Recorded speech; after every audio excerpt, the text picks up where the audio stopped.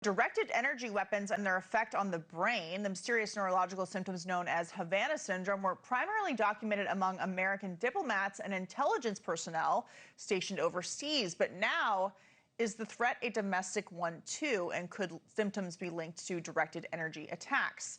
Remember, directed energy weapons are invisible weapons that fire concentrated energy at the speed of light.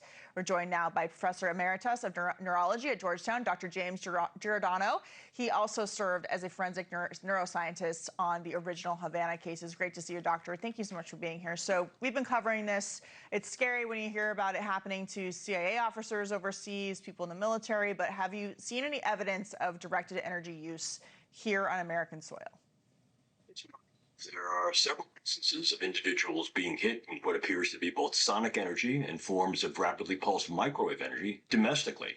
Some cases in Florida, some cases in the Delaware, Maryland, D.C. area, and some cases on the West Coast as well.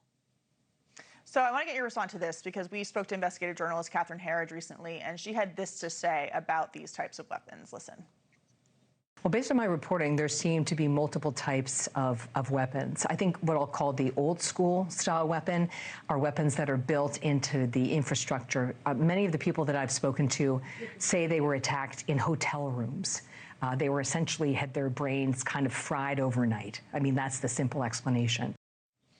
So what kind of capabilities do these weapons have in addition to what she's exposed? And, do they have a potential to be deadly? Yes, ma'am. So in my conversations with Catherine Herridge, and I really thank her very much for the depth and stringency of her reporting, she's absolutely right. There are essentially two generations of these weapons. The first seem to be sonic weapons working in the ultrasonic range, and they tend to produce an overexcitation in hollow cavities and fluid-filled cavities, like the inner ear, but that can also communicate through the bloodstream to the brain to create something like a mini stroke-like effect. Those original injuries in Havana, as you may recall, were originally referred to as the immaculate concussion. But then subsequent generations of these types of weapons, these types of devices, also produce very rapidly pulsed microwaves that don't have a thermal signature and that utilize a laser to pulse the microwaves very, very quickly so that the waveform is preserved, but without the necessary thermal signature, no heat, and without the need for large power sources. It'll make these very, very scalable. Now these operate differently. They actually disrupt the neurological integrity of the nodes and networks of the brain, both in the short term, but then certainly in the longer term, where you're then seeing subacute and more chronic effects on the autonomic system, heart rate, immune system, endocrine function, and these can be very debilitating in the long term. So we were just showing a graphic on the screen about how the U.S. government uses these directed energy weapons to, push back drones, to push back, military forces. But we have seen this happening here based on the reporting that we've just been talking about. The concern is that this could be used in a backpack by, a Russian spy or someone who could walk right up to something like the Executive Office building in Washington, D.C., or other government buildings and direct this energy towards people working in that building. You talked about scale.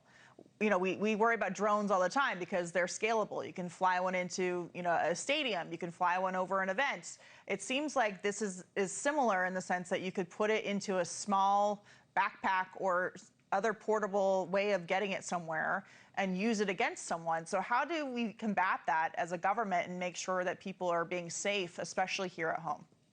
That's correct. Well, the scalability of these weapons is certainly one of the areas that have been progressed over the past 6 to 10 years. Now, at this point, they're not scalable to the point of being mounted on very small-scale drones. But to your point, they are backpack mountable, and they're certainly mountable in vehicles, vans, automobiles, which then makes them very viable for clandestine or even covert attacks in public, on the street, on the sidewalk, in domiciles. So the question then is, what do we do about it? Well, I mean, the first part is very important. We have to define that these things are real, the technology is there, it's not science fiction, it's not fictional fantasy ray gun stuff. The technology exists, and it exists at a point that can be weaponized, and is being weaponized by our peer competitors and adversaries, and now these are being used domestically, number one. Number two, we're developing mechanisms of detecting these at a distance, in architecture, and then personal detection systems as well. And then number three, we defend against those types of things in a number of ways, by blocking the actual signal in the wave, by producing types of garments that would deflect them if individuals are targetable, but also an early stage detection of the biological effects so that individuals can be treated early, promptly, and continuously as needed. Now, the next stage is a larger scale of defense, what we sometimes call left of bang. In other words, what could we do on a global scale to begin to guide, govern, control, and regulate these types of weapons? And there's been some progress being made on international signatory treaties, for example, the Biological Toxins and Weapons Convention, to include directable energies as a viable form of bioweapon. Well, all of this is fascinating. Thank you so much, Dr. James Giordano, for coming on to talk about this. We definitely, it seems like there's a lot of work to do in combating it, so hope to have you back. Thank you so much for coming on. Thank you for watching. Subscribe below and download our NewsNation app right now on your phone, and you will get fact-based, unbiased news for all Americans.